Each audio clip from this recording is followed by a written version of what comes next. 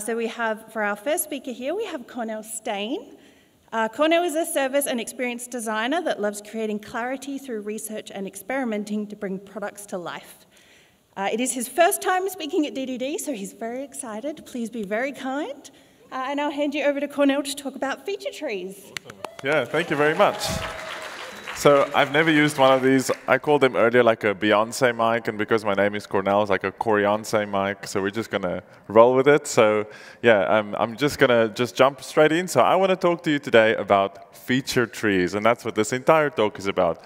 Before we do, we just mentioned this is my first time speaking at DDD. Last year was my first time attending DDD, so me being here is, yeah, it's just absolutely crazy for me. The sponsors made this day possible, and it's, yeah, this knowledge community we have here in Perth is just absolutely amazing. So thanks for learning with me. I'm learning about this topic as well. So yeah, just again, I'm going to say this a few times. Thank you for allowing me to share today. So I have a bone to pick with you. You did this, you voted for this talk, so, you know, like, why are we here, that kind of thing. So this is in place of the agenda slide. So what's all this then? So today I want to take you through, first of all, what is a feature tree? Why I use it in my workflow when I'm designing and building products, and why it's sort of a central artifact for teams to rally around. And then also I'm going to share some tips and tricks from how you create them. And you'll also hear today a few Cornelisms. I don't write scripts for my talks. It's just incompatible with my nerves. So I'm just going to wing it, but within reason, of course. So let's jump right in. For me, the gold standard of a feature tree is that of Up. So Up is a digital bank. Quick show of hands. Anyone with Up? Yeah, they're pretty cool. I probably should change to them. So let's imagine Up, that app in your pocket, that is the product. I'm going to use a lot of sort of agile product service design kind of language here today. So if you hear some of that language, that's where that comes from. But Up, that is the product. The product is the tree, the thing that your users see. So that's the end goal, visualizing the product. Next up, we've got a set of features. That's the functionality, everything that's built that the user can interact with. What's built, they sum to the tree. So that's where the roots come from the tree. Pretty simple concept. And then we go into the detail of a specific feature. So here we've got, for example, the feature of a payment. And on the bottom right, you'll see a key. So you've got stuff like what's being built, or what's in progress, what have we already done, what's coming up, or what have we pruned, what are we not building. Sometimes it's nice to visualize that. So for example, in this very specific example, we've got making a payment. Of course, it's a payment app. You want to be able to make a payment. What's next? Oh, you might want to schedule the payment. And then what's next? You might want to do multiple of those, and you want them to recur. So that's just a way for users and whoever interacts with this feature tree to go, that's a pretty simple way of me understanding what are all the things I can do in this product. And you stagger those features, and you'll see some of them connect. They can get pretty curly pretty quickly, but it's intended to be a simple communication artifact. So if we zoom all the way out, you'll see this long, complicated map of features, if you will. So divided by columns, sometimes even by priority, or by rows, the order in which it's been delivered. But it may look like a really sophisticated, complicated map. And you might think, this is a bank, it's a public-facing product. Why are they making this sort of that transparent? I think it's pretty cool for products to be so radically out there and say, these are the things I've done. So it firstly allows people to navigate that map and see these are all the cool things I can do. For example, you want the API to hook in, to get all your payment data, you want to do some fancy graphs with it. You can do that because it's lower down on the feature tree and you can see that. That's only for some obsessive people, not like me. But it can also see what's up next, for example. So having that accountability, publishing this online, this is a fully interactive website. Super high fidelity. I'm not here today to tell you this is what we're aspiring to when we're doing feature trees, but it exposes the concept, to me at least, pretty beautifully. So if you're thinking this is super complicated, it's very messy, it's a lot of detail, it's actually, in my estimation, just supposed to be a really well-organized list. So I want to play a quick game. By a show of hands, a common list we all use, which is our shopping lists, right? So it's a game. So put your hand up for me if you, before you go grocery shopping, if you even make a list. Okay, good. You all don't just go, rock up then, opportunistic. Please keep your hands up for me. So now, keep your hand up for me if you organize that list somehow. A few hands might drop. Okay, we got some people, they love it. Okay, now, next question. Keep your hand up again for me. If you organize that list by the floor plan of your favorite grocery store. Okay, here we go. Okay, so you're kind of using your shopping list as a bit of a map, right? So that helps you navigate your grocery store. Final question for now, then I can let you put your arms down. So keep your hands up again, and one or two people might actually put their hands up again. Keep your hands up if you organize your shopping list deliberately. The keyword here is deliberately, so that it can be used in any grocery store. Telstra Purple is hiring, so come chat to us afterwards, that'll be great. No, so the only concept I wanted to explore there is you might then be using your shopping list as a compass, something that allows you to navigate or respond to the environment you're in. So we're going to live a little bit in metaphor territory. What is a feature tree? Is it a map? Is it a compass? I'm here to tell you, why not both? So typically when we see a feature tree, a list, a very simple, well-organized list, I see one of those old school maps that you fold out. It's a static, fixed environment. You think, at least at that point in time, you know your environment. That is just your articulation, I guess, of what we know now and what we've built, what we're currently building, and what's up next. Sometimes even just arriving at that is sort of the destination, that process. But is it a compass? How does a feature tree act as a compass to help us navigate the colorful, seas or world that is navigating this product space? And that is if you've got that baseline, that document, that setup that allows you to say, right, this is my product, these are the features, these are all the functionality that exists. If, for example, you're introducing new functionality, you've got that visual artifact that allows you to negotiate a little bit. If I have this, I won't be getting this, or that fits in here, or these things relate. Especially when there's multiple teams communicating around, for example, a product backlog, that you have that summary piece that accompanies it. So it might sound a little bit like apologetic. This is not the most crazy out there topic ever, but it's such a nice way of just surfacing, coming up for air from a product backlog. So I mentioned product backlog. Let's look at one. So this is a common backlog. What you don't have to do today is critique the user stories here. You can. I didn't write them, so I'll join you. So this is just an example of user stories in a backlog that developers would commonly use to build certain functionality. On the right, this is the product called Jira. I like the example here because it at least visually color codes all that green stories on the right. I think they relate to one another, and they form a feature set. You can't scroll here, but I can. So for example, when I scrolled down, you can see, okay, there's multiple stories here. So we're working on a piece of functionality for that feature here, here. So it does go into that space. But sometimes it's not as visual. So this is another deliberately sort of small a screenshot here. Let's just, for example, say that first 1 to 7 stories here. If you understand this product, it's all in the realm of I get it. It's maybe a value on a page, and when was it last updated, things like that. So this, back to the shopping experience, is, for example, I'm in the Woolworths in Palmyra. I'm there, I just grab a basket. I know I need bread and eggs. I think I know what needs to happen, story 1 to 7. All of a sudden, shout out to my partner, Jess. She calls me, I've got a basket. By the way, can you buy 8 watermelons for me? And I'm like, I don't have #scope for 8 watermelons in my basket. It's going to smash the bread. I'm wearing a mask. I'm going to sneeze. Straight up a bad time. No one likes that kind of a surprise. If we had a feature tree, you could say, for example, that is a really high effort or high value feature. Visualize that way. You're going to run through a quick fire of stories over here, but there is that big thing coming our way. That story in this example was just casually, create an iOS version of the app. And we were like, okay, cool. So here's another example. I say, does it hurt yet? I'm humoring designers. Sometimes we're asked to just hand over all of the research we've done. So just quickly give me all the business requirements and we'll build it. Detail has a home. I absolutely love detail, but this is not that. If you pull me into a meeting with no notice, what have you done? Where are we at? What are we building? This does not give you that. So all I'm saying is this has a place, especially when it comes to the tactical, strategic, or vision, or system-level transformation. that detail for me lives all the way in the tactical. Don't you dare over-discover things that are 3, 4, 5 years away, because it's going to go stale.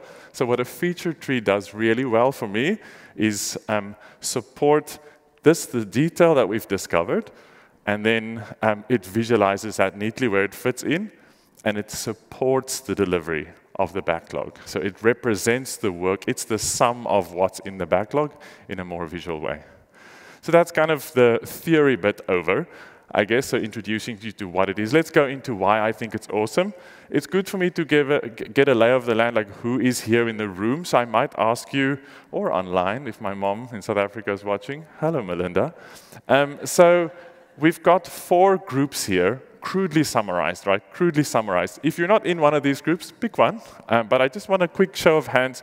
So designers, my fan club over there, thank you. Awesome. Okay, so developers, that could be data devs, really well represented, awesome. Product owners or product people, anyone in that space, awesome. And then project stakeholders, whatever that means, awesome. Colorful, okay. So I'll try and skew towards the dev side of things if my abilities allow. So I want to take you through my experience of exposing or introducing this as an artifact to these 4 groups. What changes it brought about, or what kinds of problems does it solve? I'll also, on the right of each of these slides, just show you some of the examples that I've worked on. I may have had a direct hand in some of them, or my team, the fan club over there, may have created some of it. So if you've got any questions, yeah, if you love them, let me know. If you don't, so let's jump into why designers love it. You can all read the bullets as well, so I'll do some storytelling around the bullets. But the first thing we do is often, when we are introduced, I work in a consulting capacity, so when we're introduced to a new problem, you might go through some rapid research, or my favorite is the research has been done, can you just make it look pretty? So we might end up, for example, with a pretty prototype. It's clickable, it's real, it feels good, the designer smashed it. But there's so much more value about going through that process sincerely and in depth. You gain a lot of context. So the first bullet there is it allows us to share the context far beyond just the pretty pictures. Because the second we ask some of the questions, is that system ready to give us the data we think we need for that feature day 1? No, it's not. Okay. Is it still a valuable problem to solve? Yes. Okay. Well, we might untangle the prototype ever so slightly, and that might be represented by the order in which we organize our thought. So again, pretty simple concept, but it is nice for us to at least then go, if I just want to do the right thing for the users and for the product owners and stakeholders, that kind of thing, you want to be able to at least organize your thought in a way where you can systematically feel like the goalposts are not moving, you're at least just slowly summing to that experience. Perfect example of when things change, you can adjust. It allows you to find discovery gaps. So my favorite is go, ta-da, I'm done, and then a developer would be like, well, okay, you're close, but not. So have you thought about that, where does this go, where does back go, and all that stuff? So that's a really good example for me where I can then go back and say, cool, let me add that to my feature tree, or story on that feature tree, if you will, and go, I'll go back and I'll go do some discovery. And lastly, like I've probably already mentioned, it gives us a bit of a seat at the strategy chats. I'm being lazy with the wording strategy chats. But when you've discovered stuff, you understand user problems, you might think that the roadmap that was agreed to 6 months ago is still up to date. It's probably not. It allows us to give some input in that reprioritization of work because we've done some of that discovery.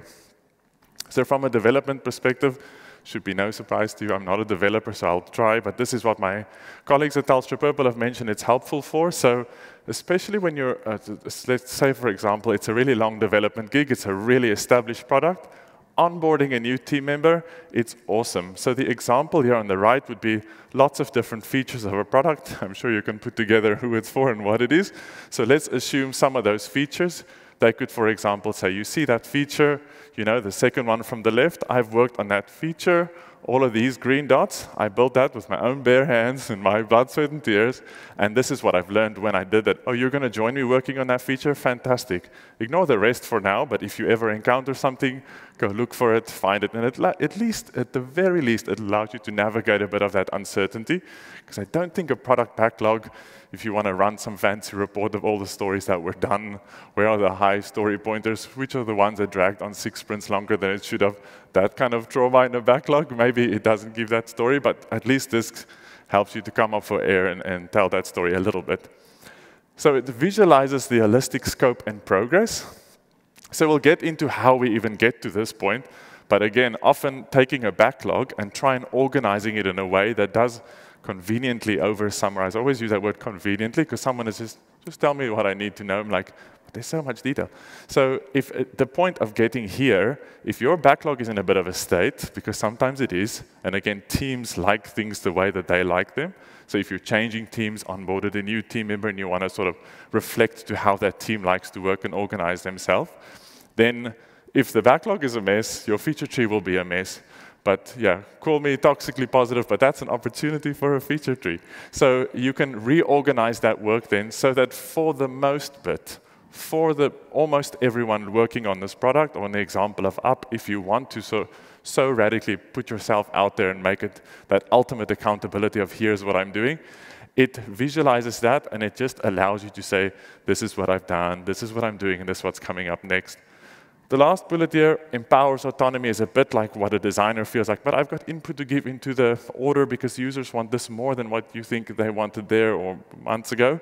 Similar story here in that if we've got a specific feature, especially things that are 2 or 3 or 4 sprints ahead, and we say, this is a bit of functionality that we want to develop, but a product owner had a brilliant idea overnight or promised some functionality at a pub last night, whatever story rings true, then you want to introduce new functionality, then or immediately a developer would say, for example, with a feature tree, okay, you see all of this functionality we've got over here. I don't think we've got time or the technical resources, for example, to get any of that if we introduce that. And it just facilitates that needful conversation about always, keeping the what's next in focus so that you can focus on that while having a plan for what's to come. So that's why I like them in that context as well. So skip ahead there. Why product owners love it? And not just product owners, it's people working on products in that product sense in its broadest possible colorful meaning. If it's multiple trees, is it a feature forest? Who knows? So this could be multiple feature trees. And what we do here, for example, again, not my project, but it was used to effect here, more in the map context. Let's just visualize what we're doing. A big stream of work with multiple teams working on multiple things, so it can get complex quite quickly. But what we're trying to do is get a lay of visualize it. This is an online whiteboarding tool. Doesn't always have to be presentation ready, if you will, but it can even be a scribble, but just have a visualization of everything we're working on, and that's where the color coding here comes in. We've built all of this stuff. This is getting, for example, data from a platform that we're retiring in 6 months. We're going to have holds here, and this is what's coming up. And what that also allows people to do, for example, is budget cycles. Love them or hate them, but they exist. So how much cashola do you need for the next 12 months? Okay, cool, let's do a very cursory estimate. I think we'll focus on this section. Let's see if we've got the right people, the right skill sets, the right time allotted, and things like that. And then you can do an estimate on something like this. So if you're a product owner working on multiple products, think of a way that at least we can dive into the detail from here or come up for air, and at least depending on which direction in your organization you kind of tell the story of your product. And then why project people? Again, I refuse the word stakeholders, it sounds so clunky. But then here's me again, cross-capability streams of work. Anyway, so cross-capability streams of work. If you've got multiple teams, again, with multiple skill sets, there might be a team, for example, here in Perth. Say if we've got a team over East and they're working on a piece of functionality, maybe their own team wants their own backlog. You might actually separate different backlogs for things like this, but you're at least able to organize work in the way that you want and then visualize it accordingly. So very easily we could say that column on the far right, that's actually the team in Sydney. That one is the team in Melbourne. This is the Perth team, for example. You could do things like that as well. I've mentioned the color coding a few times now. It's just a simple artifact. Think of it as like a traffic sort of light system. It sets expectations in a way as well. In public-facing products, so for example, there's a new piece of functionality. We want to get the marketing team involved to celebrate the launch of something, for example. They need to know when they need to get ready, that kind of thing. So you could, for example, have ready to launch, and then that team could say, okay, they'll change the color once their things are in order. But this is very much focused on the development of the product and what's live for a user today. And then a small underrated feature as well, you'll probably discover some other ones as well, but it can link directly to a product backlog as well. I don't know how many organizations allow the people to come in and leave notes on user stories and stuff like that, depending on your culture, depending on where you are. But people can always ask questions, especially if they've got helpful input. So that one little random dot over there, that looks interesting. What's that about? You can just sort of put brackets at the end, put the user story ID. They usually have numbers. Hyperlink that. You click on that, it opens if you've not been blocked from the project. So it should open. So that's sort of how these different user groups have benefit from there. You'll also see one column there, again, not my specific project or feature tree, but in this instance, arriving at this complicated feature tree was a great way of just visualizing the sheer volume of work we think we've committed to. But the spoilers, none of this can always happen before, say, August that year. So there was a column, an entire feature where they said, if we want something that is polished end-to-end, vertically sliced, it's got the full real piece of functionality, let's deprioritize some functionality on the right. So that was my understanding how this was of impact for that specific product. When do we plant feature trees? I love these metaphors. So you can either, in a consulting context, often there's a need for one. So we work with an existing product. Again, even the process of onboarding an entirely new team to a product, they may want just to use it as part of their intuition building phase. You know, any 2, 3, 4 sprints, that's time you will need to build intuition about a product. Spoilers, make a feature tree, because you could organize your own thought. You can replay your understanding to someone that's been on the project for a long while.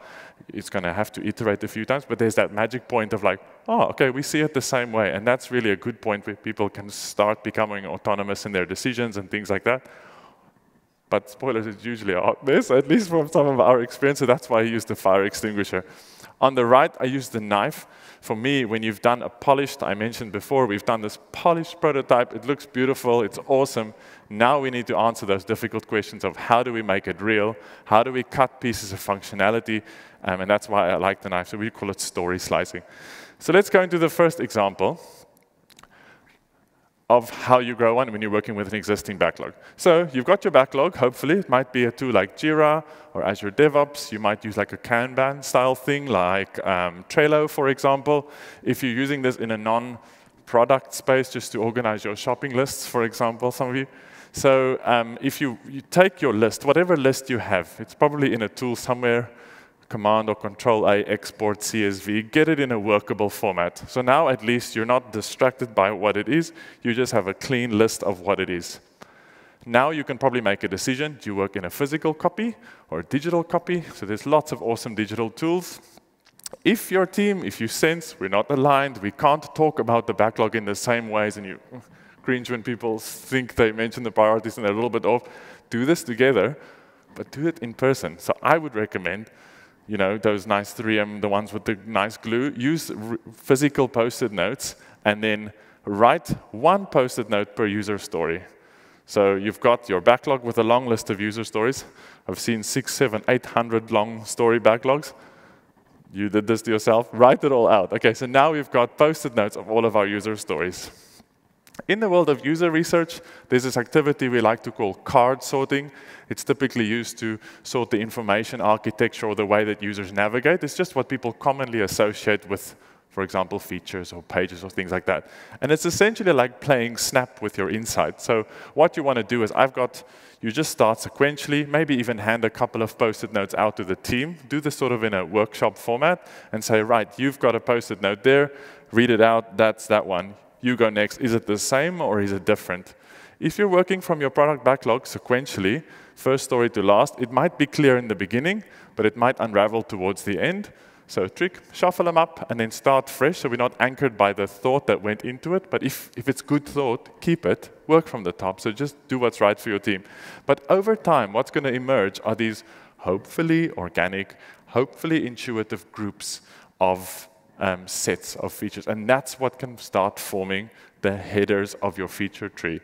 So my biggest tip I can give you as well, steal from what's real, yo. So you've got, if it's an existing product, you can probably already navigate through it. So it's got a home page. It's got, in the up example, a payments page, an information section. It's got all of that already. If you're struggling to synthesize, that's the word we use to gather thought, if you're struggling to synthesize all of these Post-it notes into mass sort of adopted or intuitive headings, just take from what you have. It's perfectly fine.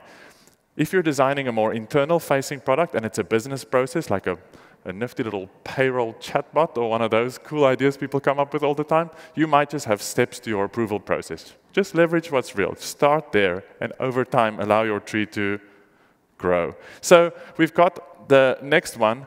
Focus now specifically, for example, on the pile of the green Post-it notes. That's just an arbitrary visual example. But we've got a set. This is a feature. We're focusing on that feature. Now is the good time to ask, does this actually make sense? So we've got a feature. Let's use the up example again, payments. They may want to integrate in future with more payment platforms. Add new stories.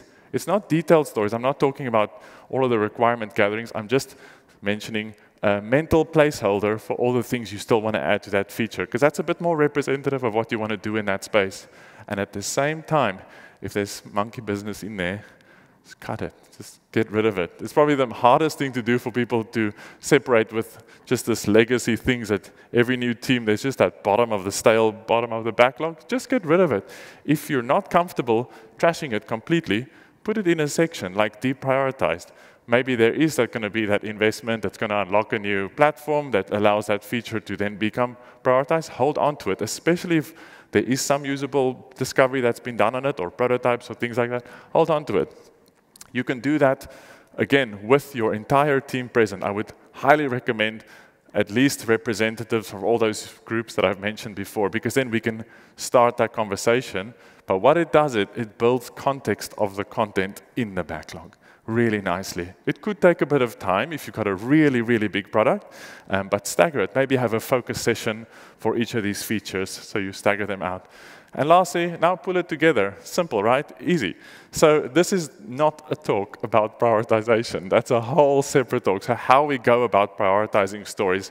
But let's look at the output of prioritization. That is the order in which we're doing things per feature. So that's where the order of the feature tree starts coming in. What are we doing first? From a specific feature, organize that top to bottom, and then left to right on your feature. That could be hinged onto the user journey.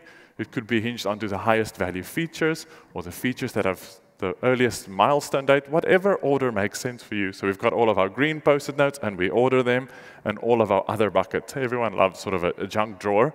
Have an other bucket. Be kind to yourself. When you're pulling this together, that little asterisk, if you spotted it, that's the things to keep in mind. So lots of words on a slide here. Sorry, not sorry. So the first thing to do is, who is your audience of your feature tree? Don't be too ambitious, because that puts pressure of making something like this. I'll acknowledge that it is a bit of manual effort to get started at first. This is 2022. Who knows? Maybe it's the next feature for them to work on, say, in Jira, to have the ability, if you sort your stories right, to automate something like this. Wouldn't this be awesome? So we're going to look back at this talk and be like, oh, that's the cassette tape or the floppy disk of 2022. So, but this side, who is the audience of your feature tree? In Up's case, they went bold. They said it's the public. We want to keep ourselves accountable to that. That's the kind of product-centered or culture that we want to drive for. But if you've got a leave booking chatbot, you probably won't do that. So just start small, be humble, begin small, and then answer the next question. Is it at the right level of detail? We've got on your feature tree, typically it's the product, you might want to go epics, and then a list of features, a branch for each story. Or we've got even a lower level of detail to a story. It could be something like a task, depending on what structure. If there's test steps you might sometimes use as a task in your backlog, for example, decide what's right for the team. Don't start too detailed. We love detail when we start something because we just want that confidence that it is in there. But if we are engaged in the process, it's okay to drop some of the detail off and just visualize it. So then we need to answer, what format is right? Designers in the room, don't do it in Illustrator, because then you automatically become the owner, because you're the only one that can edit it. Use a tool that is easily editable, so like a Mural of the World, or I say Miro, you say Miro, or FigJam. There's lots of online whiteboarding tools that are actually quite accessible to use. It's shareable with a URL. You can make it sort of semi-public, and you can just change the Post-it notes as they go. The last two is also related to one another, is who will own it. You might think that it's intuitive for a single person to own it, like a product owner. You own the product, you own it, you update it. It's a lot of work if you're not maintaining it. So if it's just a map, if it's just a point-in-time document, you can probably go a bit detailed, but acknowledge that. Save it as a PDF. Don't even tempt people to think it's quickly editable, because there is a lot of detail on it, I will acknowledge. But if it is something that you're embedding, for example, in your agile ceremonies, so for example, a common 2-week sprint structure at the end, you might have a bit of a showcase. Ta-da, these are all the stuff we did, we thought we would do, we didn't get through. It's at that point in time, if it's hopefully set up in a format where you can just quickly change the colors of the post-it notes, maybe once a month, move the order if things change. But if we embed it in our agile ceremonies, it's a really nice way to start a sprint showcase, especially if there are broader stakeholders in that group. I said the word. So if there's other people in the showcase that might not have the lowest level of detail, oh, so where are we on the chatbot? And then you could say, cool, we've started that, for example, visually, and then go into the more detail, which is sharing some of that. So I'll speed up a bit. So now we're working with a new backlog, a new product. We've just done discovery. There is a brand new shiny prototype. How do we stare at a blank screen and go, where do we start? That's very intimidating, I'll admit, even for me. So the 5 E's of service design, like if this is an educational talk, this is the thing I might expose you to, who knows, but the 5 E's of service design is just a construct that service designers like myself use to navigate a user journey. And spoilers, it's so simple, so hopefully you can use some of it. Before I jump into what they are, and you map out the user journey and how to translate that to a backlog, I just want to share an example. I want to say, again, deliberately low quality, but I didn't have access to this anymore, so I just took a screenshot of what I have. But here what we'll see is a problem that we solved for a WA insurer. So what they were trying to do is release functionality so that their users can cancel their insurance policy online. No questions asked. Go in, press cancel, it's done. Instant refund. In our research, what was really awesome is there's no other insurer, to our knowledge, that allows you to do that in Australia, so represent WA, which is awesome. But we needed to design for an experience here, and after we had our prototype, we were able to arrive semi at this point. So I'll step you through some of the detail, and then I'll get to the 5 E's, how you can remember the structure for yourself if you're trying to do something like this. So on the left, that first feature, this is a working draft, the early days, the ugly version of a feature tree, and that's okay. I don't even think we iterated the fidelity after this. We kind of just kept it kind of there. It served its purpose. Access. How do users get into this experience? Let's talk about it as a form. So how do users access this cancellation form? So these are all the things we're considering. Today, they've got a platform, a portal you can log into. Let's leverage a cancel button there. Lots of cool ideas we have in the future, but we stagger them out, focus on priority first. The next 4, so the view policy details, of course, you want to be sure you're canceling the right policy, so let's pull up that information. That's where the interesting stuff starts, presenting information in a simple way that's relevant to that place you've just clicked from. You want to select the cancellation reason. This is not just an information grab. It depends on the reason you're canceling, depends on your refund and the terms and conditions and stuff like that. It also helps the customer service, of course. Then there's the date and the refund. So we want to know, when are you canceling from? Depending on your reason, there's some rules, and depending on what kind of policy you have, your refund amount might look different. Shout out to my boomers. Some of them pay cash once a year. That's a whole other refund journey than the online credit card ones. So, for example, these are all the things we needed to navigate and go like, right, there's lots of different user groups and things like that. Editing your details, might as well, you're there, and then the confirmation. So what I'm taking you through is the user journey of, for example, the end result of our discovery, and that's how we chunked it up for our backlog. So if you want the ability to recall or replicate something like this for yourself, this is where the 5 E's of service design come in. I'm not starting at the first one, I'll tell you in a second why, but let's go with that second one. Enter. Every journey starts somewhere, right? Our first pillar was purely, this is a user-based or a user journey-based feature tree. How do we access our experience? What's that entry point? And we already said there's an existing portal. Our initial release, the minimum viable product, hate that word, is we're just pressing a button and we're entering that experience. And that's why it's at the top, enter. The next 4, like I mentioned, that's engage. So any user journey, again, that you'll go through in life has these character phrases. Engage, that's the core of it. So you'll probably have quite a few features in it. If it's a form, it's the pages of the form. If it's a leave booking chatbot, it's the approval stage gates. Whatever you need, like I've already mentioned, every feature that exists has stories associated with it. And then finally, your confirmations, your exits, beginning, middle, end. Enter, engage, exit. Those three E's, they're the core. So I like to think of the exits as your planned and your unplanned successes and failures. So what's your planned success? Cool, that's just a confirmation message. You're getting almost all of your money back in 7 days. Awesome. You get the text message for reinsurance. Fantastic. Or the unplanned failures could be your error messages. You need that to go live, of course, day one. But there's other cool things later down the line. Office in service design, we find a little bit of back-of-house manual stuff we're willing to cope with to release this, to test if people actually want to use it. And over time, we might invest in automating some of that. And that's where the bookends come in. Entice and extend. Don't like to start at entice and extend, because that's usually when the big picture thinkers get really excited. What are all the cool ways we can attract users to these features? And extend, what are all the ways that we can make a linear journey or a product journey circular and things like that? Don't start there, but acknowledge that these are typically, from my experience at least, lower down the priority list when we're launching new functionality. Constantly reprioritize, but entice, how do we get more users to that journey? And extend, now what? Do we want to automate more? What does this unlock? That kind of thinking.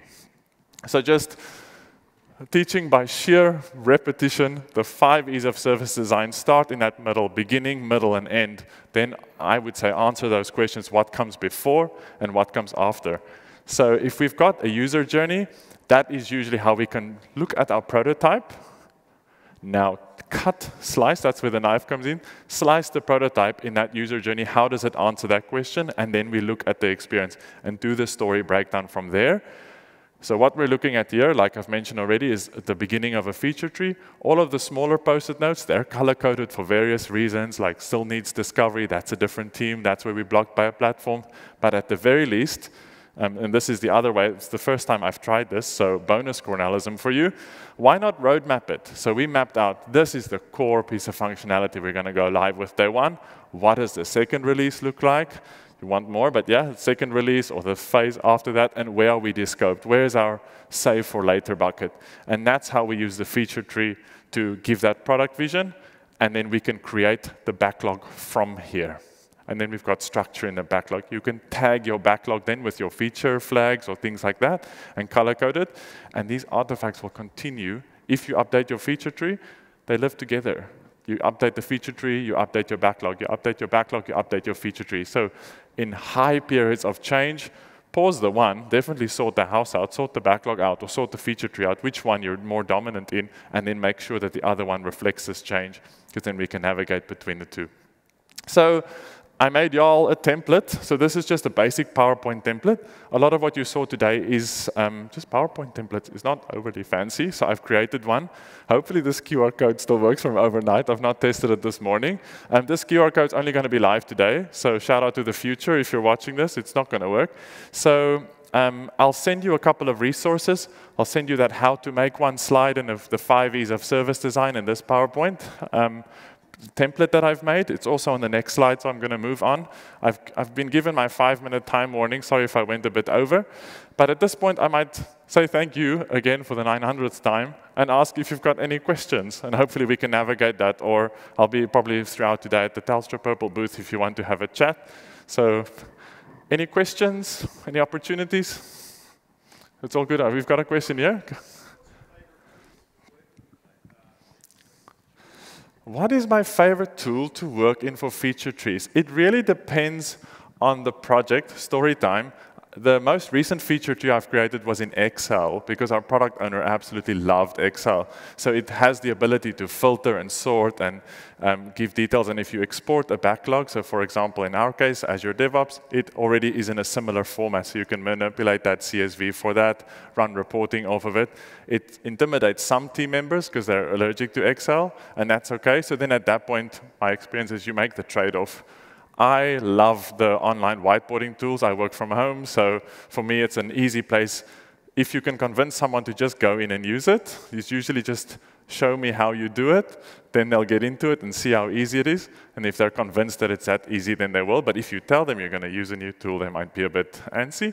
But luckily for us, I guess in our process, it's already embedded that specific tool, if you can work online. But almost flipping the question, don't let the tool block you. So an Excel can be a bit fidgety, a PowerPoint can be quite fidgety if you're moving a lot of grouped boxes around. It's no one's favorite.